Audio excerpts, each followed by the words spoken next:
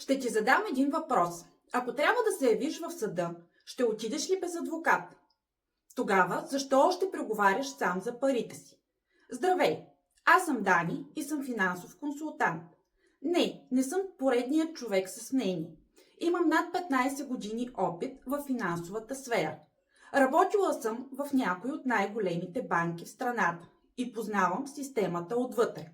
Знам как се взимат решенията. Знам какво не ти казват. Знам къде са капаните. Обяснявам ясно, без сложни думи, без скрити условия. Имам стотици доволни клиенти. И най-важното, за теб услугата е напълно безплатна. Кредити, спестявания, защити. Не универсални решения, а индивидуални спрямо теб. Защото парите не са тема за проба грешка, а за информиран избор.